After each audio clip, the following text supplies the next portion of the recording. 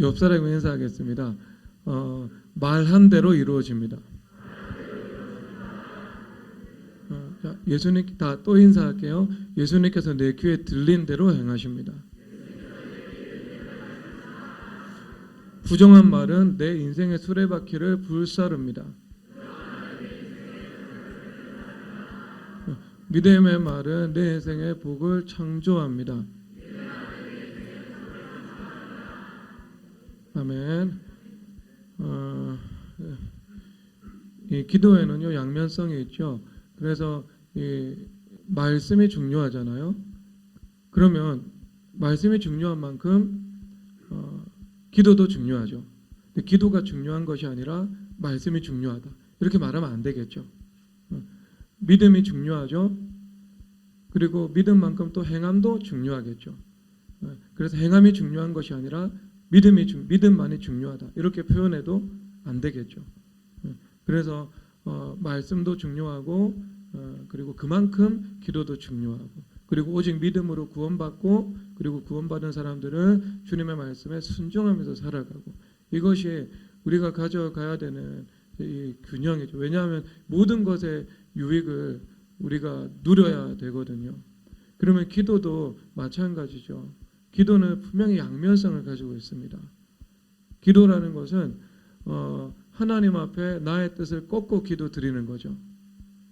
그리고 또 기도라는 것은요. 하나님 앞에 나의 소원으로 믿음을 가지고 끝까지 기도 드리는 것입니다. 그러니까 이 양면적인 것이 서로 모순되어 보여 있고 또 평행처럼 존재하는 것이요. 사실상 십자가와 부활이 우리 가운데 하나가 된 것처럼 다 하나로 주어져 있죠. 그래서 성경에서 그렇게 말씀을 하십니다. 요한 사도께서 그의 뜻대로 구하시면 무엇이든지 받을 것이다. 그래서 구하시는 것을 들으시는 줄을 안즉 우리가 그것을 받은 줄을 안다. 이렇게 말씀을 하고 있죠. 그러면 그 기도에 있어서 하나님의 뜻이라는 요소와 믿음이라는 요소를 상호 조화시키고 있잖아요. 그러면 이것을 우리 삶 속에 구체적인 맥락 속에서 어떻게 적용을 해 나갈 것인가 하는 문제가 존재하죠. 그러면 어떤 것은 우리가 하나님의 뜻에 내 뜻을 꺾어야 되는 것이고 어떤 것은 내가 하나님 앞에 끝까지 믿음으로 기도해야 되는 것인가. 우리가 영적으로 하나님과 관계가 고양되어 있으면 하나님과 관계 가운데 하나님의 뜻이 무엇인지 내 뜻인지 그것을 분별할 수 있는 실력을 내가 가지게 되는 것이지만 그래서 그 차이를 내가 조금만 기도를 드리고 조금만 주님 앞에 여쭙고 겸손히 무릎 꿇으면 분별을 할 수 있는 것이지만 모든 사람들이 그것을 할 수 있는 것은 아니거든요. 그것은 내가 말씀도 축적돼야 되고 시행착오도 경험해야 되고 기도도 많이 해야 되고 회개도 많이 해야 되고 성결도 이루어져서 주님과의 나 사이 가운데 이 불신의 장막이 거두어져야 그래도 그것이 내가 어느 정도는 할 수는 있는데 그러나 내가 아직 예수님을 처음 믿었다면 내가 회개하고 믿음의 싸움 즉 내 안에서 죄의 법과 하나님의 법이 치열한 투쟁 중에 있다면 미혹당하기도 쉽고 분별하기도 어렵고 그런 상황 가운데 있거든요. 그런 상황 속에 있을 때 하나님의 뜻을 분별하는 어떤 이 율법화에 있는 것을 우리가 이 분별하는 방법들 이것들에 대해서 조금 오늘 좀 명확한 방식으로 여러분들에게 설명을 하고자 합니다. 첫 번째로는요. 하나님의 약속에 근거한 것은 믿음으로 구할 수가 있습니다. 예를 들어서 많은 사람들이 주님 앞에 질병의 치유를 놓고 주님 앞에 소원을 가지고 있죠. 그러면 대부분의 이 사람들은요. 90%는 보면 체념적이고 운명론적인 선택을 하고 그것이 하나님의 뜻인 것처럼 받아들이고 살아가는 경우들이요. 상당히 많이 있습니다. 근데 성경에서는요. 예수님 앞에 나와왔을 때 치료받은 경우도 있고요. 그리고 하나님 앞에 나아갔을 때 치료받지 못하고 그것이 너에게 허락된 육체의 가시라고 주님께서 말씀하신 경우도 있습니다. 그리고 또 성경 한편으로는요. 즉각적으로 치유받은 경우들도 있고요. 그리고 또 어떤 경우는 많은 중보기들을 통해서 오랜 시간을 통해서 치유받은 경우가 있습니다. 대표적으로 에바브로디도라는 사람이 이 사도 바울에게 연보를 가지고 왔죠. 그런데 오랜 여행 끝에 몸의 메커니즘이 무너진 것 같습니다. 그래서 열병에 걸렸던 것 같습니다. 그래서 빌립보 교회 성도들에게 편지를 보내면서 그가 병들었으므로 내가 크게 근심을 했다. 그런데 하나님께서 그를 구원해 주셨으므로 말미암아 내 근심의 근심을 면하게 하셨고, 그리고 그 또한 너희들에게 속히 가서 너희들의 얼굴 보기를 구하고 있다. 이렇게 말씀을 하고 있습니다. 그러니까 이것은 사도 바울이 기도를 해서 죽은 자도 살아나고 손수건이 이 만지기만 해도 귀신이 쫓겨나가고 있었던 그런 하늘의 권능이 나타난 사람인데, 정작 자기 측근은 사도 바울도 오랫동안 함께 기도드렸던 것을 보여주고 있죠. 그리고 또 성경에서 디모데후서에서 밀레도에 드로미보는 밀레도에 병들어서 놓아두었다라고 말씀을 하고 있습니다. 그래서 아마 이것은 병들었고 그 다음에 어떤 이 죽음이 가까워지고 있었다는 것들을 사도 바울이 알았던 것 같습니다. 그래서 그가 밀레도에 놓아두었다. 아마 오랜 시간 동안 바울과 동역하면서 바울도 디모데후서를 죽음 직전에 썼거든요. 마찬가지로 그도 오랜 시간 동안 주님 앞에 헌신하여서 이제 사명의 날이 끝나고 주님 앞에 나아가는 그 시간이 시시각각 다가오고 있다는 것들은 사도 바울도 인식했던 것 같습니다. 그런 경우들이 있죠. 그런 다양한 경우들이 있습니다. 그리고 사도 바울 같은 경우는요, 예수님 앞에 3번 주님 앞에 간구했는데 네가 받은 은혜가 너무 크므로 내 은혜가 내게 족하다. 겸손을 위해서 내가 너에게 허락한 것이다. 이렇게 주님께서 말씀하신 것입니다. 그러면 자, 지극히 사도 바울과 같은 예외적인 경우가 있을 겁니다. 그러니까 하용조 목사님께서 간암수술 6번 하시고 매 2주에 한 번씩 이 신장 투석을 하셨거든요. 그러면서 온누리교회는 엄청난 부흥을 경험을 했습니다. 일본 선교까지 하고요. 그러니까 그런 사도 바울처럼 아니면 온누리교회 하용조 목사님처럼 하나님께서 허락하셔서 그런 육체의 가시를 안고 살아가야 하는 사람들도 있습니다. 그런데 문제는 뭐냐 하면은 여러분들이 그런 사람이냐는 거죠. 여러분들이 하용조 목사님 같은 사람이냐 아니면은 사도 바울과 같은 사람이냐라는 문제인 거죠. 근데 그것에 대해서는 아니죠. 여러분 혹시 삼층천 가보셨습니까? 못 가보셨잖아요. 사도 바울은 삼층전 가셨어요. 그리고 성경을 13권이나 기록하는데 주님 앞에 쓰임 받았어요. 그러니까 네가 받은 은혜가 지극히 크므로 내가 육체의 가시를 주셨다라고 말씀하고 있죠.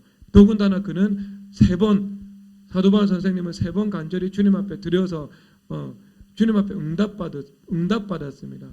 그렇다면 여러분들은 사도 바울 선생님이 가지고 있는 하나님과 관계와 영역에 근거해서 간절히 3번 정도 주님 앞에 지속적으로 부르짖어 기도드려서 내가 너의 병을 치유할 의향이 없다라는 응답을 받으셨냐라는 거죠.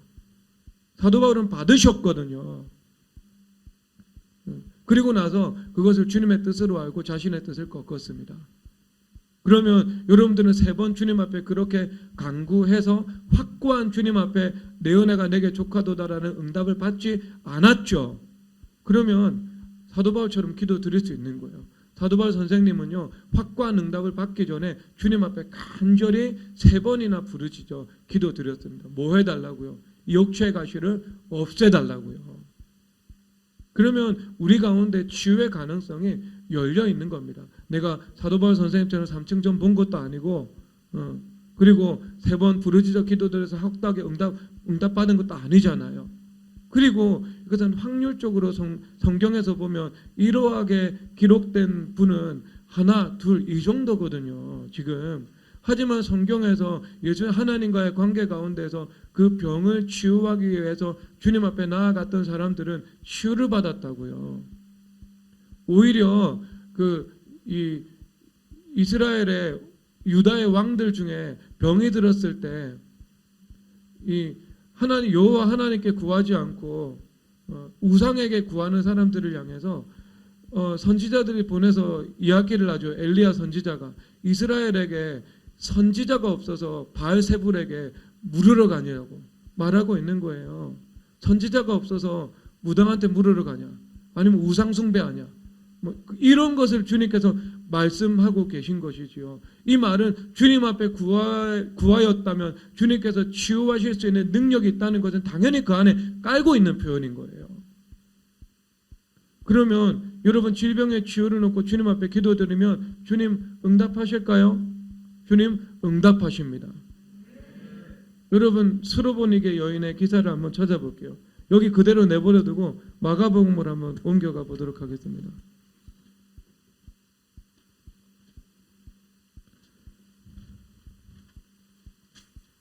마가복음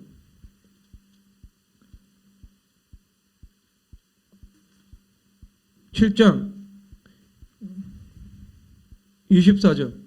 자녀가 귀신 들렸죠. 자녀가 큰 영적인 문제에 있었습니다. 근데 구체적으로는요, 질병의 문제로 찾아왔어요. 그러니까 우리가 인생에서 당하는 고난 중에 가장 강도 높은 고난은 자녀 질병입니다. 부모면 다 알 거예요. 돈 없는 거, 그 제일 약해요. 그럼 좀 더 강하면은요, 건강연단 옵니다. 건강연단 오면은요, 돈 없는 것보다 훨씬 더 큰 고통을 줍니다. 실질적으로 그렇습니다. 왜? 건강은 돈으로 해결 안 되거든요. 그리고 세 번째, 자녀 문제입니다. 자녀 문제는 극도의 스트레스를 주죠. 그 다음에 그것보다 더 심해지면은요, 이 자녀의 질병이라는 문제가 오는데, 자녀 질병 문제는요, 그 앞에서 겸손해지지 않을 부모 없습니다. 이것보다 더 심하잖아요. 가장 어려운 문제는요, 부부관계 문제입니다. 왜냐하면 부부가 하나 되어 있죠. 그러면 자녀 문제 극복할 수 있습니다. 부모가 예수님 중심으로 하나 되어 있죠. 그러면 자녀의 영적 문제 극복하는 거 시간 문제입니다. 근데 수로보니게 여인은요, 매우 인생에서 강도 높은 시험을 지금 경험을 하고 있는 거예요. 자녀가 단순한 영적인 문제도 아니고 귀신이 아예 들려버린 거죠. 그래서 예수님 이방인 이 수로보니게 여인, 그러니까 지금의 관점에서는 불신자입니다.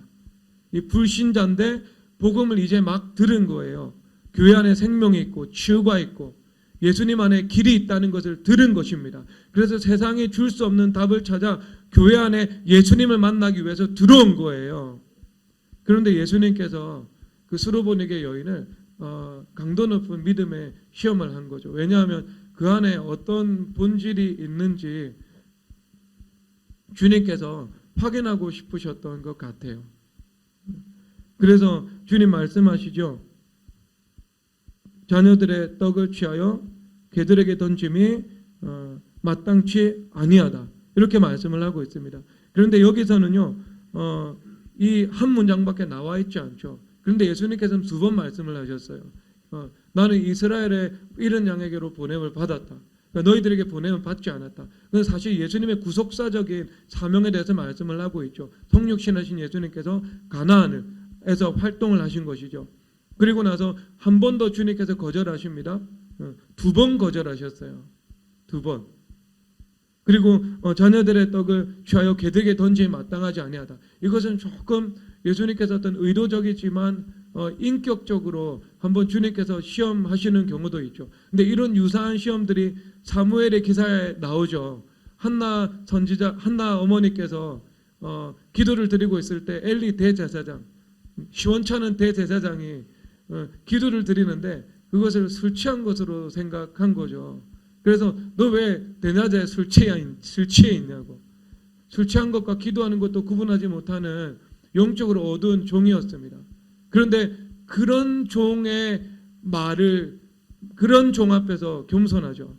그리고 그의 말을 믿음으로 받아들이는 것입니다. 그러니까 그런 겸손과 순종의 태도 가운데 이 하나님의 은혜의 문이 열린 거죠. 건의와의 관계에서. 그래서 치유의 기름 부으심이 그 부족한 엘리 대제사장을 통해서도 흘러내려왔던 겁니다.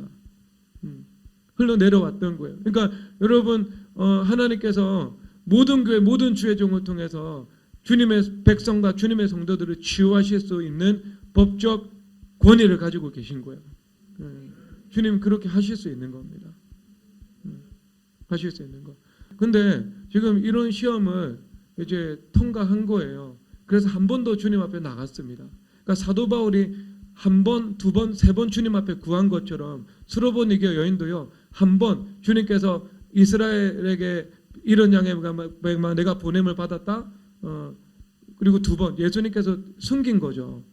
이 요셉이 숨기고 시험한 것처럼 숨기고 시험하고 계신 겁니다. 그리고 두 번째로는요. 또 두 번 기도드렸어요. 그러니까 그 주님께서 나는 개들에게 자녀들의 떡을 취하여 주지 못한다. 예수님 본심 아니지요. 그 사람이 이런 말을 할 때 한나처럼 반응하는가 한나처럼 반응하지 않는가 주님께서 보신 겁니다. 그런데 그때 믿음으로 주님 앞에 내가 이 개들도 주인의 상에서 떨어지는 부스러기를 먹습니다. 그럼 나도 그 부스러기 은혜라도 주님 허락해 주십시오. 그런데 그 다음 예수님께서 그 믿음에 정말 큰 감동을 하셨던 것 같습니다. 그래서 이 말을 하였으니 돌아가라. 주님 말씀하신 거예요. 예수님께서 말씀하신 거예요. 이 말을 하였으니라는 겁니다. 그러니까 오늘 새 언약의 백성은 하나님 말씀이 어디에 있어? 우리 마음에도 있고 우리 입에도 있잖아요. 우리가 내 입에서 내 입을 통해서 어떤 신앙의 고백이 나오느냐 그것이 내 인생의 문제를 좌우해 버리는 것입니다. 그러니까 이 민수기 14장 28절에서 내 귀에 들린 대로 행하겠다는 그 말씀이 이루어진 것이지요. 그래서 여러분 입술을 통해서 부정한 말을 계속 하잖아요. 그러면 그것은 여러분들의 삶의 수레바퀴를 불사릅니다. 부정한 말 하면 안 돼요. 그래서 뭐 원망하는 말, 불평하는 말, 뭐 거역하는 말, 그리고 비방하는 말, 특히 뭐 어떤 이제 조롱하는 말, 조소하는 말, 희화하는 말, 비꼬는 말, 삐딱한 말, 낄낄거리는 말, 이런 것들은 절대로 주님 앞에 해서는 안 됩니다. 왜냐하면요, 이런 말들은요, 어떤 범주로 딱 초점이 수평적사고로 옮겨가냐면요, 폐역이 되거든요. 그러니까 교만하고 무례한 자를 폐역하다 이렇게 말씀을 하고 있습니다. 폐역의 죄입니다. 근데 이 폐역의 죄는요, 단번에 임계점으로 올라갑니다. 예수님은 공의로우신 분이세요. 그래서 죄가 관영하지 않으면 심판하지 않으세요. 심지어 가나안 땅을 이 노아로부터 저주를 받은 가나안 민족을 심판하시고 가나안 땅을 주신다고 했는데 하나님께서 죄가 관영하지 않았다. 얼마나 오래 참으셨죠? 400년을 참으셨어요. 그러니까 주님이 얼마나 오래 참으시는 분인지 모릅니다. 근데 그처럼 오래 참으시는 우리 주님께서 고라가 패역한 일을 했잖아요. 그날로 죽었습니다. 즉 단번에 400년 동안 쌓아 나가야 되는 임계점을요 하루에 쌓아버린 거예요. 그러니까 하루 만에 임계점 높이는 일들이 있습니다. 그러니까 그런 일들을 패역한 일이다라고 말씀을 하고 있어요. 그러니까 우리가 평생 그런 일들을 하지는 않아야 됩니다. 그러니까 그것이 우리 언어 생활에서 시작되는 것이죠. 그래서 아마 이 패역이라는 죄는요 교만과 무례 이것이 함께 오는 죄거든요. 그러니까 이 예수님은요 무례한 것을 좋아하지 않으십니다. 이 말은 매우 싫어하십니다. 그래서 이스라엘 백성들 그 민수기에서 내가 싫어하면 어떻게 되는지 너희들이 알게 될 것이다. 예수님이 기뻐하시는 것도 있고 예수님께서 싫어하시는 것도 있어요. 아시겠죠? 예수님 기뻐하시는 것이 있습니다. 예수님 인격이시잖아요. 그러니까 예수님께서 기뻐하시는 것을 여러분 행하시기를 주님의 이름으로 축복합니다. 그럼 당연히 하나님의 은혜가 있지요. 그렇죠. 그래서 하나님의 기쁨 되기를 여러분 구하세요. 자, 근데 예수님 싫어하시는 거 있다니까요. 근데 예수님께서 싫어하시는 것은 간음죄, 이건 중간 레벨. 그 다음에 뭐 이런 건데요. 예수님께서 정말 싫어하시는 것은요. 거의 그 꼭대기 수준에 있는 싫어하시는 일들이 있는데 그것 중에 하나가 이제 입술의 범죄인데요. 그 입술의 범죄 가운데 내가 좀 이렇게 이 분노, 혈기 이런 것들이 해결이 되지 않아 가지고요. 막 분노와 혈기를 쏟아내요. 근데 차라리 그것은요, 주님 연약함으로 받아들이십니다. 아, 걔가 상처가 참 많구나. 분노의 문제가 해결되지 않았구나. 그렇거든요. 그런데 그게 아니고 이게 비트는 거 있잖아요. 비트는 거. 그러니까 조롱하는 것, 조소하는 것, 휘하하는 것, 낄낄대는 것, 풍자하는 것, 이런 것들. 이런 것들은요, 이게 비트는 거거든요. 어디서 나오냐면은 나쁜 태도에서 나옵니다. 그것을 무례함이라고 합니다. 그 무례한 것은요, 나쁜 태도예요. 그런데 이 나쁜 태도는요, 주님께서 싫어하세요. 싫어하세요. 그리고 이 사람은 무엇인지 심은 대로 거두기 때문에요, 내가 똑같이 당합니다. 나중에 똑같이 당해요. 내가 누군가의 인격을 무시하면은요, 내가 어딘가에 가가지고요, 내 인격이 무시당하게 되어 있습니다. 그러니까 우리는 그렇게 하면 안 돼요. 그렇게 하는 것은요, 어떤 행동과 같냐면요, 맹인의 길을 잃게 하는 행동하고 같습니다.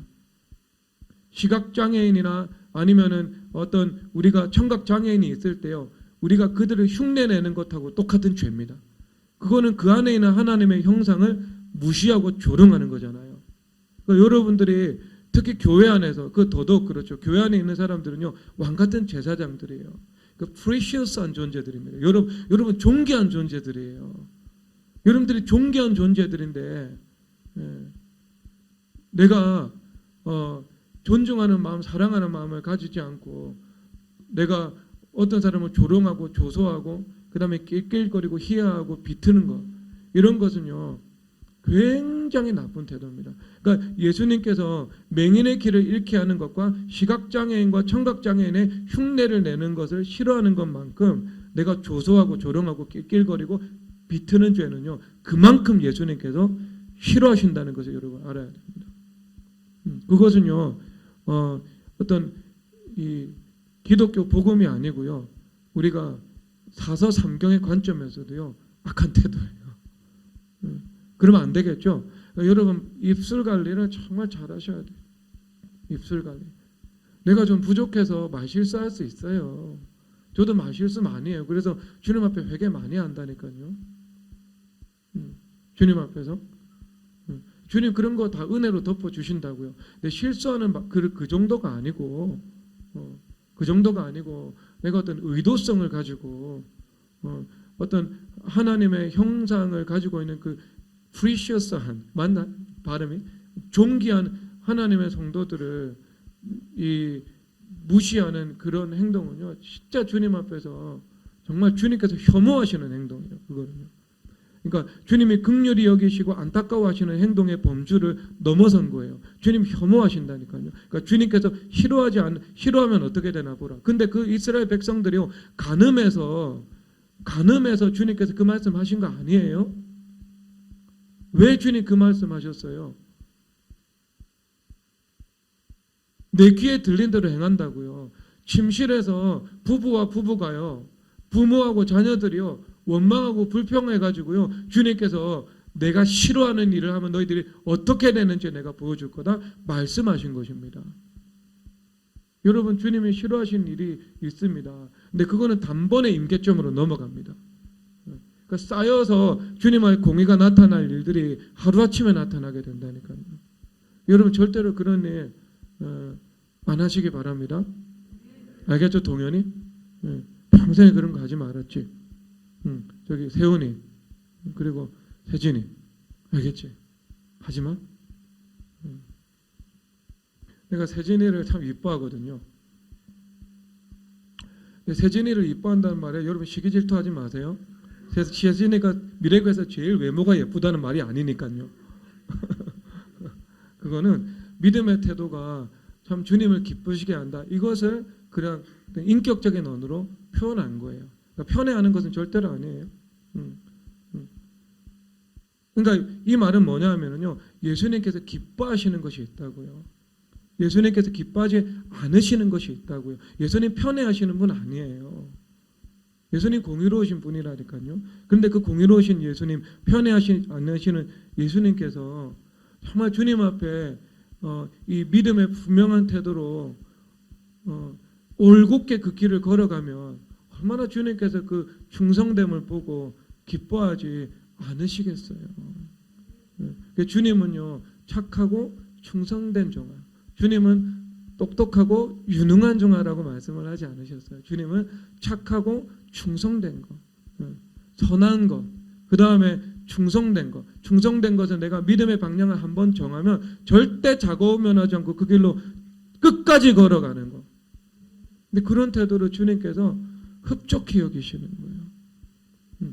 저는 우리 미래교회 모든 성도님들 주님께서 흡족히 여기시는 사람으로 변화되어 나가기를 주 예수 그리스도의 이름으로 축복합니다. 그것은 그 신앙의 레이스죠. 여러분들이 이것은 딱 하나만 보장되면 됩니다. 뭐냐면 여러분들이 작년에 예수님을 사랑했던 것보다 오늘도 예수님을 더 사랑하면 됩니다. 그리고 오늘 예수님을 사랑하는 것보다 내년에 예수님을 더 사랑하면 됩니다.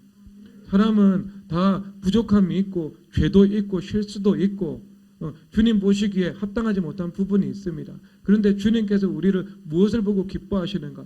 우리가 완벽해서 기뻐하는 것이 아니고요. 우리가 점점 하루하루 주님을 더 가까이 하면서 주님을 더 사랑하고 주님을 조금이라도 더 닮아가는 그 승리의 행진, 그 모습을 보면서 주님께서 그것을 기뻐하시는 거예요. 그러니까 그것은요 충성된 거예요. 그러니까 착하고 완벽한 종아라고 말씀하신 것이 아니고 착하고 충성된 종아, 믿음의 한계를 정하면 그 길을 끝까지 걸어가는 거예요.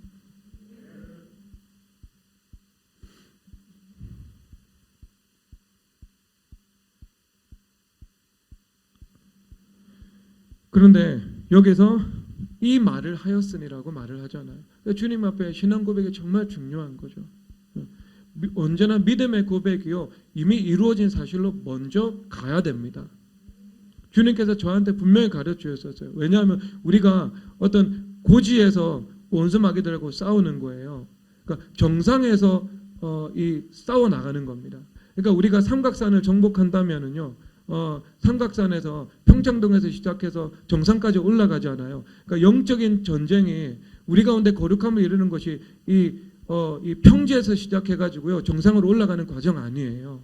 먼저 정상에 주님께서요 헬기로 공수부대 투하하듯이 헬기 레펠로 먼저 우리를 그 정상에 떨어뜨려 놓는 겁니다. 그래서 정상에서 아래로 내려가면서 정복하는 거예요.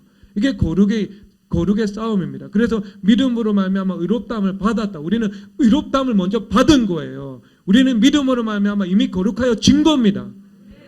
그래서 거기서부터 시작하는 거예요. 거기서부터. 그러니까 뭐가 먼저 가야 되겠어요? 믿음의 선포가 먼저 나가야 되는 겁니다. 수로보니게 여인처럼. 그래서 예수님께서 내가 이 말을 하였으니 내가 너를 고칠 것이라고. 그러면 예수님께서 십자가 가운데서 우리 질병을 담당하셨잖아요. 채찍에 맞으심으로 나음을 입었다고요. 그러면 우리가 그 말씀 예수님께서 나를 치료하셨습니다 라는 것을 믿고 선포하면서 그 질병과 싸우고 그리고 그 질병의 치유를 놓고 주님 앞에 간절히 부르짖어 기도드리는 것입니다. 그러면 여러분 그것은 가능한 거죠. 그리고 내가 이 세상의 삶을 살아가면서 가장 필요한 것이 무엇일까요? 지혜죠. 지혜. 지혜도 주님께서 주십니다. 그래서 너희는 후히 주시고 꾸짖지 아니하시는 하나님께 구하라 라고 말씀을 하고 계시지요. 그 주님 앞에 우리가 부르짖어 지혜를 구하면 주님께서 지혜를 주십니다. 그런데 이 지혜라는 것은요, 이 금과 같은 귀한 거잖아요. 그래서 주님의 말씀은 은보다도 더 귀하고 너희는 은을 얻는 것보다도 주님의 말씀을 얻기를 더 사모할 것이다. 왜? 그 로고스 말씀 안에 하나님의 지혜가 있으니까요. 그 지혜가 올 때 단순히 공부를 잘한다 못한다 똑똑하다 똑똑하지 않다 그 차원을 초월하여서 하나님께서 나에게 주신 그 사명들을 완수할 수 있는 충분하고 넉넉한 하나님의 지혜를 기름 부어 주신다는 것을 말씀하는 겁니다. 그러면 여러분 그 지혜 주님 앞에 구해서 받아야 되죠. 근데 그 지혜는요, 이 지혜는 너무나도 귀한 거잖아요. 그러니까 그 귀한 것을 우리가 담지할 수 있는 준비가 돼야 되죠. 준비가 돼야 되죠. 그것은 겸손이요. 겸손한 자에게 지혜가 임하죠. 그 다음에 두 마음을 품지 않는 거죠. 그러니까 우리가 불신과 의심이라는 것들이 내 안에 십자가 연합해서 제거되고 믿음 하나만 남을 때 하나님께서 주시는 지혜가 임하는 것입니다. 우리 조카 이 남인우 집사 큰 아들이 있거든요. 근데 한국에 있을 때 영어를 못했어요. 근데 영어 못한다는 소식을 의진자매한테 들었거든요. 근데 지금 미국에 갔어요. 근데 지금 어떤 일이 벌어졌냐면요. 그 뉴저지에 있는 고등학교거든요. 그러니까 유대인들 많고 한국인들도 많고 백인들도 많고 흑인은 종교에서 한 명 있는 그런 동네거든요. 근데 뭐 그 제일 부자래요. 또 그 흑인은요. 그 동네에서. 그러니까 요 학교에서 선생님이 소설을 써서 제출하라고 했대요. A4지 4장. 그래서 소설을 여러분 지금 당장 한글로 소설 4장 써서 제출하라고 하면 제출하실 분 여기 몇 명 있겠어요? 뭐 손석규 정도 가능하겠다. 그 다음에 저기 이현주 B 정도 가능하겠다. 그 나머지 여러분 혹시 불만 있으면 손 들어주세요. 제가 인정해 드릴게. 지금 손 들면 자 빨리 세훈이 너 소설 쓸 줄 알아? 너 시나리오 나중에 쓸 거라며 영화 감독 될 거라며. 아 바뀌었구나. 그게 언제냐? 영문 소설을 4페이지를 썼는데요. 선생님이 100점을 줬대요. 근데 그 100점 점수 잘 안 나오거든요. A 플러스가 아니고. 근데 뭐라고 말씀하셨냐면요. 너무 재밌다. 2탄이 기다려진다. 그리고 두 번째인데요. 문법 하나도 틀린 거 없다. 그게 이게 거기서 산 사람도 문법 틀리잖아요. 여러분도 4페이지 글 쓰면 문법 오탈자 나오거든요. 띄어쓰기 틀리거든요. 근데 이 아이는요. 제가 만나봤던 학생들 중에 제일 비교하는 거 아니고요. 정말 겸손합니다. 정말 겸손합니다.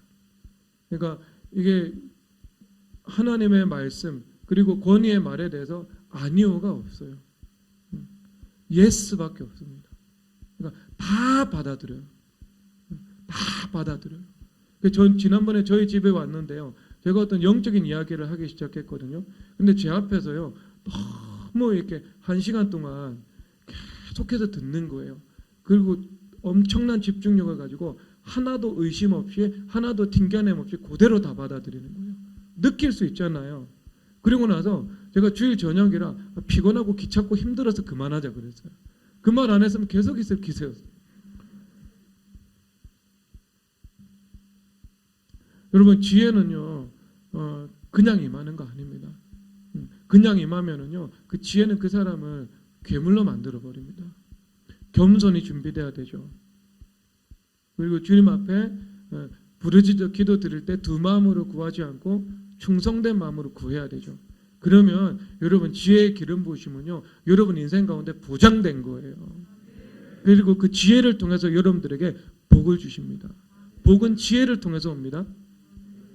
언제나 하나님 앞에 지혜를 구하고 또 구하시기를 주님의 이름으로 축복합니다. 그러면 다 구해도 되죠, 여러분. 여러분들의 가정이 하나님 앞에 복된 거 당연히 구해도 되지요. 예수님의 소원입니다. 여러분들의 가정이 주님 앞에 바로 서서 여러분들도 복을 받고 여러분 자녀들도 그 천대 은혜를 누리면서 살아가는 거 이게 주님의 영원하신 꿈이에요. 그럼 당연히 가정에 하나님께서 복을 달라고 기도를 드리면 하나님께서 허락해 주시죠. 그리고 여러분 삶 속에서 물질이 필요하다는 거 주님께서 너무나도 잘 알고 계시지요. 그러면 여러분들이 물질과의 반호 정립이 되어서 성경에서 고린도서 9장에서 물질은 심는 것이다. 하나님께서 너희들에게 심을 것을 주사 사도 바울의 물질이 심는 것이다. 그 심는 것이라는 것은 순환과 번성의 재료가 된다는 것을 말씀을 하고 있잖아요. 주님 앞에 내가 심을 것을 구하는 거죠. 심을 것을 구하고 나눌 것을 구하고 섬길 것을 구하는 거예요. 그러면 그것을 구하다 보면 당연히 내 삶 속에서 나를 통로 삼아 그것이 흘러가는 거니까 내 삶이 윤택해져 가는 것은 상식적인 일이죠. 에스겔서 47장 생수의 강이요 성전에서 먼저 순환하잖아요. 그래서 동쪽으로 흐르다가 남쪽으로 흘러요. 그리고 이 에스겔 기자는 북쪽으로 나가서 끼고 돌죠. 끼고 오른쪽으로 끼고 돌았는데 성전에서 물이 스며 나오더라. 그럼 이 말이 뭡니까? 성전에서 동쪽으로 바로 나가지 않았어요. 동쪽에서 남쪽으로 성전 안에서 먼저 순환해서 나간 거예요. 그럼 순환해서 나갔다는 것은 성전 다 채우고 나간 거죠. 플로잉한 거예요. 그래서 자네 내 잔이 넘치나이다. 여호와는 나의 목자시니 내게 부족함이 없으리로다. 내 잔이 넘치나이다. 내 잔이 흘러 넘쳐서 흘러가게 되는 겁니다. 당연히 하나님께서 나에게는 충만의 은혜를 허락하시는 거예요. 물질이 뭐예요? 심는 겁니다. 주님 앞에 심기를 아까워하지 않으시는 성도님 되시기를 주님의 이름으로 축복합니다. 그래서 세상에 여러분들이 돈이 심는 것으로 보이면 그것은 탐욕의 눈이 열리는 것이 아니고요. 돈 버는 지혜가 열리는 거죠. 물질도 주님 앞에 여러분들이 은사에 따라서 사명에 따라서 필요에 따라서 구하면 주님께서 허락해 주십니다. 단 탐욕을 회개하면서 기도드려야 됩니다.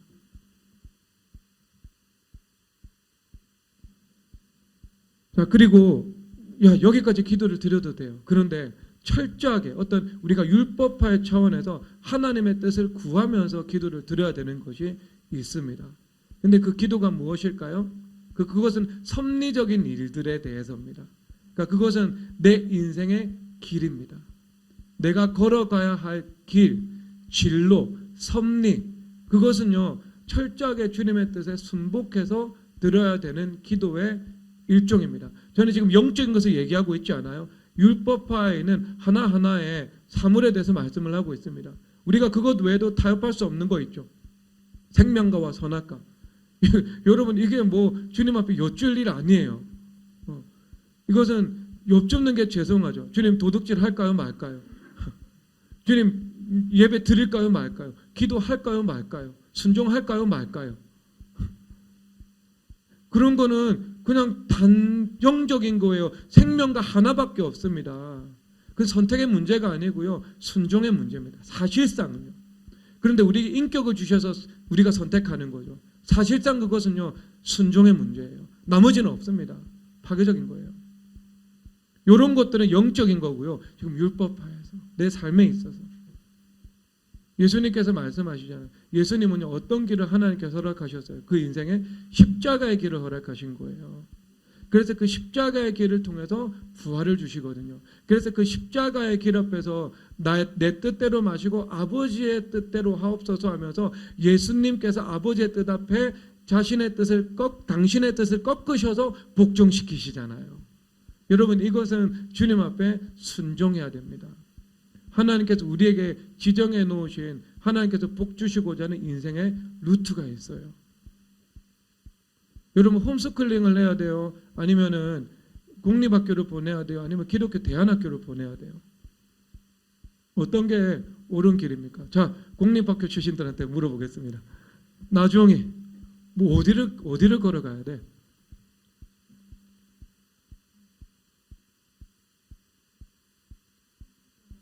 예? 공립학교라고? 자, 저기 동현이 어디를 걸어가요? 어디가 이 옳은 길이야? 공립학교 1번, 2번 사립학교 3번, 기독교 대안학교 4번 홈스쿨링. 어디가 옳은 길이야? 그렇지. 내가 너무 할 말이 없네요. 예수님께서 나에게 지정해 주신 길을 가야 됩니다. 그것은 내 뜻을 꺾어야 되는 거예요. 주님 앞에. 그러니까 좁은 문, 좁은 길이죠. 넓은 문, 넓은 길이죠. 넓다는 것은 많은 사람이 찾습니다. 그래서 아름다워 보이고 쉬워 보입니다. 그런데 가보면은 사망이 있어요. 그래서 사망에서 사망에 이르게 되는 거예요. 사망에서 사망에 이르게 되는 거예요. 그런데 좁은 문, 좁은 길, 이것은 내가 눈으로 보기에는 매력적이지 않아 보이고 많은 사람들이 찾지도 않는 것 같아 보입니다. 그런데 십자가 같아 보여요. 힘들고 어려운 것처럼 보입니다. 그런데 그 길을 걸어가잖아요. 잠깐 십자가의 길을 걸어갈 수는 있지만 그 다음에 부활의 기쁨이 있잖아요. 부활의 기쁨이 있잖아요. 승리의 은혜가 있거든요. 그리고 그 길 자체도요, 걷다 보면은요, 안 힘들어요. 걷다 보면은요, 그게 더 은혜스러워요. 걷다 보면은요, 그게 더 위로가 있어요. 걷다 보면은요, 더 쉽고 가벼워요. 그래서 오늘 이 송경민 씨 찬양이잖아요. 모든 것이 은혜, 은혜, 은혜. 이분이 다른 찬양 보니까, 감사라는 찬양 보니까 주님 내게 고난을 주신 것도 주님 앞에 감사하다고 찬양하더라고요. 그것을 통해서 주님의 뜻을 알게 되었다고. 하물며 우리가 그리스도를 위해서 자원하는 심령으로 십자가의 길을 걸어가죠. 그러면 여러분 그거 쉽고 가볍습니다. 예수님께서 대신 져주시는 거예요. 우리 흉내만 내는 거고 사실상. 그리고 내가 비록 힘들고 어려운 일이 있을 수는 있지만 그 순간에 내가 눈물과 통곡으로 주님 앞에 기도드릴 때 주님께서 주시는 그 위로와 은혜는 세상의 다른 어떤 것하고 바꿀 수가 없어요. 그래서 그 눈물은 이 세상에서 주님 앞에 드릴 수 있는 가장 이 최고의 귀한 주님을 향한 선물입니다. 나에게 주는 선물이죠, 사실상. 그것이 그 눈물이 내 인생의 길에 뿌려져 가지고요, 인생의 꽃길을 만들어요. 인생의 황금길을 만든다니까요. 얼마나 유익한데. 십자가에게 그 길을 걸어가야 되는 것입니다. 근데 그 십자가의 길은요, 왜 자기 부인인가? 늘 하나님의 뜻을 여쭙고 그 하나님의 뜻에 입각해서 걸어가면 되거든요. 그러니까 내가 하나님 앞에 언제나 자기 부인할 준비가 되어 있고 언제나 하나님 음성 듣고 하나님의 뜻대로 할 준비가 되어 있다. 그러면은요, 그건 자기 부인도 아닌 거예요. 왜? 내가 늘 그런 상태 속에서 살아가고 있으니까. 언제나 주님의 뜻에 내 뜻을 굴복시키는 것이 나의 익숙한 라이프 스타일이니까. 그러니까 그것도 쉬운 거죠. 그냥 가는 거예요. 엄청난 일이 일어나죠. 그렇게 가면. 그리고 평강하죠. 검증된 순종의 길. 평강하죠. 여러분, 최악의 저주는 뭐냐면요, 하나님 앞에서 내 뜻을 관철시키려는 의도로 주님 앞에 기도드리는데, 즉 하나님의 뜻이 분명히 있는 사안에 대해서 내 뜻을 관철시키려는 의도를 가지고 주님 앞에 기도를 드려요. 그런데 그 기도를 들어주셨을 때 최악의 저주입니다. 이런 문제에 대해서요. 그러니까 우리가 주님 앞에 기도드릴 수 있어요. 하나님의 뜻을 알지 못할 때 겸손히 하나님 앞에 하나님의 뜻을 구하며 기도드릴 수 있습니다. 그 하나님의 뜻을 분명히 알아요. 근데 분명히 알매도 불구하고 내가 한 번 더 실수하지 않기 위해서, 한 번 더 좀 점검하기 위해서, 내가 좀 틀렸을 수도 있으니까, 그래서 겸손히 다시 한번 주님 앞에 여쭙는다. 얼마든지 할 수 있습니다. 얼마든지 할 수 있어요. 그리고 내 뜻이 정해지지 않은 상태에서 마음에 중립기어를 놓고 하나님의 뜻을 구하는 거 얼마든지 할 수 있습니다.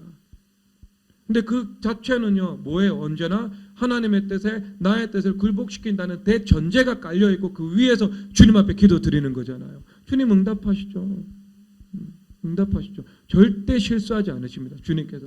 그럴 경우에는 완벽하게 여러분들의 인생의 길을 인도해 나가십니다. 그에게는 완전한 지혜가 있거든요. 완전한 모략이 있거든요. 우리에게는 없는 거. 근데 여기서 발람이 나오잖아요. 발람이 어느 정도 대단한 인물이었냐면요, 그대가 복을 비는 자는 복을 받고 저주하는 자는 저주를 받는데요. 대단한 인물이죠. 그러니까 이분은 거짓 선지자의 성격과 그리고 여호와의 선지자의 성격을 그 안에 다 있었어요. 그러니까 혼합주의적인 신앙의 대표적인 인물입니다. 하나님도 섬기고 다른 신도 섬기는, 하나만 섬기면 모르겠는데 둘 다 섬기고 있는 상태다. 그렇게밖에 규정할 수 없습니다. 그러니까 가증스러운 거죠. 하나님도 섬기고 데카르트도 섬기고 이성주의자, 하나님도 섬기고 마르크스도 섬기는 거, 이념에 사로잡힌 사람, 하나님도 섬기고 나도 섬기는 거, 자기 우상 숭배, 혼합주의죠, 혼합주의. 근데 이 사람이 그 얼마나 이 영역이 대단했는지, 축복하는데 바로 축복을 받아요. 저주하는데 바로 저주를 받아요. 그러면 이분이 지금 이 말을 하는 사람은 왕이잖아요. 그 왕의 귀에까지 들려갈 정도예요. 그러면 이 사람이 어떤 국가적인 중대사 아니면 어떤 귀족의 일들, 유명한 일들, 뭐 이런 이슈에 이 하나하나 개입이 되어가지고요, 뭔가 그 사람이 말하는 대로 뭐 이루어진 일들이 허다하게 쌓여 있는 거예요. 그러니까 한 왕이 고관 대작들을 보내가지고 그를 초청해서 이 일을 할 정도죠. 근데 이 모압 왕이 보냈어요. 돈과 함께. 근데 이 발람 선지자의 문제는 혼합주의라는 문제와 함께 그 안에 뭐가 찾아왔냐면 탐욕이라는 문제가 있었던 것 같아요. 그러니까 이게 돈에 이 마음이 이미 기울어져 있었던 것입니다. 그리고 나서 주님 앞에 엽줍는 거죠. 하나님의 백성을 저주하면 안 된다는 것은 상식의 일이잖아요. 이것은 주님 앞에 물을 일이 아니거든요. 하나님의 뜻이 분명히 정해진 일이거든요. 그래서 주님 앞에 물었어요. 자, 여기까지는 그렇다고 옳다고 칩시다. 물어볼 수는 있으니까요. 그런데 주님께서 한번 대답하셨거든요. 그 백성을 저주하지도 말고 그들과 함께 가지도 말라고요. 그러면 하나님의 뜻이 분명하고 그 분명한 뜻에 대해서 하나님께서 확증까지도 주신 상태예요. 지금. 그러니까 적법하고도 타당한 상태인 거죠. 완전하게 주님의 결재가 떨어진 상황입니다. 다른 대안은 죽음밖에 없어요. 그런데 이 마음이 기울어져 있는 거예요. 이미 이 자기 뜻, 가고 싶은 뜻이 분명한 거예요. 지금 가고 싶은 자기의 뜻이 분명한 거예요. 그리고 나서 그 다음에 발락이 다시 그들보다 더 높은 고관들을 더 많이 보내매. 그래서 더 높은 고관들을 보내고 더 높은 지위를 약속하고 더 많은 재물들을 보내니까 그때 어떻게 해야 돼요? 그때 돌려 보내야 되죠. 근데 그때 주님 앞에 엽주면 안 되죠. 확증까지 떨어졌는데요. 그런데 그때 하나님 앞에 한 번 더 묻습니다. 그러면 이 묻는다는 것에 내면의 구조 속에 있는 그 의도는 뭐예요? 하나님의 뜻이 분명한데 내 뜻을 관철시키고자 주님 앞에 기도드리고 있는 거예요. 지금 그 의사가 분명한 겁니다. 그러면 여러분 여기서는요 하나님의 음성이 들려지지 않습니다. 사실상 하나님의 뜻 앞에 내 뜻을 관철시키려는 의도가 분명하고 그런 의도를 가지고 주님 앞에 기도를 드리잖아요. 그러면 하나님의 음성이 들리지 않는다는 문제가 있습니다. 그래서 하나님의 음성이 들리지 않거든요. 그러니까 음성이 들리지 않으니까 내 뜻대로 결정하는 거예요. 하나님의 음성, 그래 너 가지 마, 그래 너 가, 이러려면 적어도 마음을 중립기호에 올려놓고 주님께서 원하신다면 내가 그 뜻에 언제든지 굴복될 준비가 되어 있습니다라고 할 때 주님의 뜻이 그 중립기호에서 리버스 아니면 저기 이렇게 전진해가지고 드라이브 해가지고 주님께서 결정을 하시잖아요. 근데 그렇게 정해놓지 않은 거죠. 지금 자기 뜻을 결정해놓고 사이드 브레이크까지 확 쳐놓은 상태입니다. 그런 의도로 기도를 드리고 그런 의도로 주님 앞에 나가니까 하나님의 음성이 어떻게 들리겠어요? 하나님의 음성이 안 들리니까 내 생각대로 결국 그때가 되어서는 결정을 해버리는 거예요. 내 뜻 관철시킨 겁니다. 그런데 이 사람은 이게 선지자잖아요. 선지자. 그리고 점술가잖아요. 영적인 사람이라고요. 영적인 사람이니까 들리긴 들려요. 그런데 하나님께서 어떻게 하셨냐면요. 그래 가라. 일어나 함께 가라. 주님 말씀하신 겁니다. 주님 허락해버리셨어요. 주님께서. 차라리 주님께서 안 된다고 말씀해 주시는 게 낫고요. 차라리 주님께서 내 상황 막으시는 것이 좋은데 주님께서 내 뜻을 관철시키고자 하는데 주님께서 허락을 하신 거예요. 지금. 근데 여러분 그 발람의 미래가 어떻게 되었습니까? 발람이 지금 걸어간 길이 생명의 길이었습니까? 아니면 사망의 길이었습니까? 발람이 그 길을 걸어간 결과가 고위 관직을 얻고 많은 재물을 얻는 것이었습니까? 아니면 죽임당하는 길이었습니까? 여러분 민수기 31장 펼쳐보시기 바랍니다. 31장 8절 읽겠습니다. 31장 8절. 그 죽인 자 외에 미디안의 5왕을 죽였으니 미디안의 왕들은 레위가 레겜과 수르와 후르와 레바이며 또 부올의 아들 발람을 칼로 죽였더라. 아멘. 이스라엘 백성들이 그 천하의 거짓 선지자이면서 선지자를 칼로 죽여버렸던 거예요. 모세의 손에 죽은 겁니다. 대표성의 원래에 의하면요. 이스라엘 백성들의 손에 죽임 당한 거예요. 그가 걸어갔던 길은요, 사망의 길이었어요. 사망의 길. 여러분, 이것이 우리에게 주는 함입니다. 여러분, 예수님께서도 겟세마네 앞에서 주님 앞에 3번 기도 드리셨습니다. 사도 바울처럼요. 그런데 그 3번 기도 드릴 때 어떤 그렇게 기도 드렸습니까? 내 뜻대로 하기를 원합니다. 아니었습니다. 바라옵건대 이 잔을 내게서 옮겨주기를 원합니다. 하지만 나는 내 뜻대로 할 생각이 조금도 없습니다. 나는 하나님의 뜻에 절대 복종하는 것이 나의 삶의 기조입니다. 예수님께서 고백하신 거예요.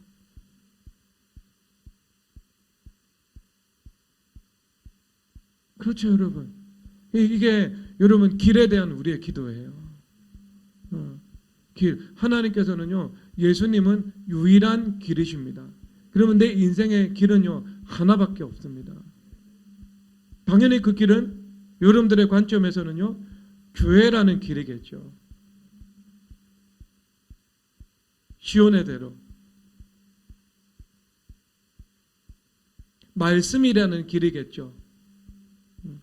하나님의 뜻에 순종하는 그 길이겠죠. 하나님의 뜻에 자기 의사를 중립기호로 놓고 하나님의 오직 분명하신 뜻만을 구하는 그 겸손의 경외의 기도겠죠. 그 기도를 통해서 하나님께서 허락해 주시는 분명한 인생의 항로겠지요. 여러분, 그것은 우리에게 한 길밖에 없습니다. 그리고 그 길을 순종밖에 없습니다. 나머지는 선택이 아니고요, 불순종이고 사망의 결과가 나타나게 되는 것입니다. 그래서 지금은 좋은 것 같으나 죽음이 있는 길을 선택하지 마시고요. 지금은 하나님의 뜻에 내 뜻을 복종시켜야 하나 그 이후에는 선하신 하나님께서 우리에게 좋은 것을 주시는데 그 좋은 것을 주시는 것을 믿음으로 바라보며 그 생명의 길을 순종으로 걸어가시기를 주 예수 그리스도의 이름으로 축복합니다. 찬양하겠습니다. 은혜 찬양하겠습니다.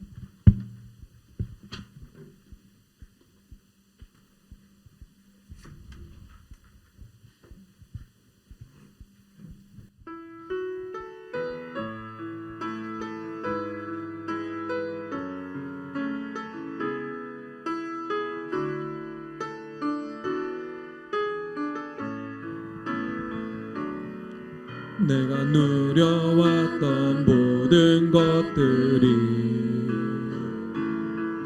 내가 지나왔던 모든 시간이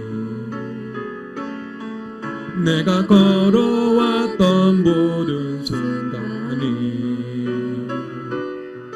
당연한 것 아니라 은혜였소.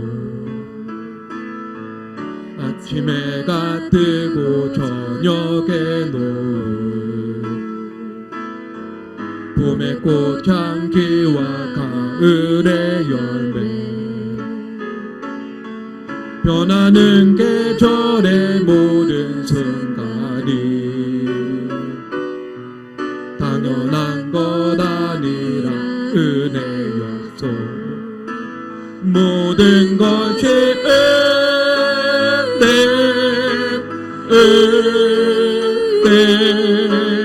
은혜 한없는 은혜 내 삶에 당연한 것 하나도 없었던 것을 모든 것이 은혜였소. 내가 이 땅에 태어나 사는 것 어린아이 시절과 지금까지 숨을 쉬며 살며 꿈을 꾸는 삶 당연한 것 아니라 은혜였소. 내가 하나님의 자녀로서 내가 하나님의 자녀로 살며 오늘 찬양하고 예배하는 삶 복음을 전할 수 있는 축복이 당연한 것 아니라 은혜였소. 모든 것이 은혜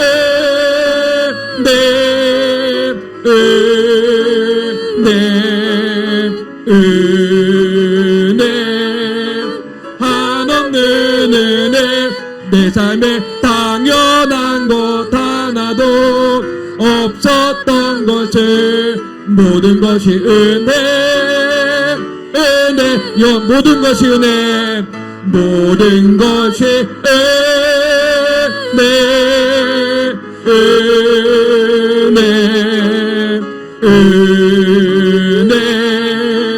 한없는 은혜 내 삶에 당연한 것 하나도 없었던 것을 모든 것이 은혜여 마지막 모든 것이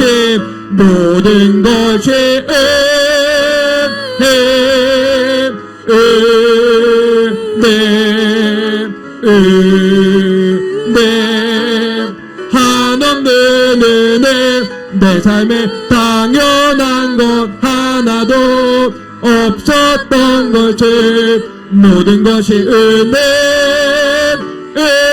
은혜였소. 아멘. 여러분 그 은혜의 길을 걸어가기를 주님의 이름으로 축복합니다. 이 시간 주여 한번 부르고 말씀 붙잡고 기도드리겠습니다. 주여.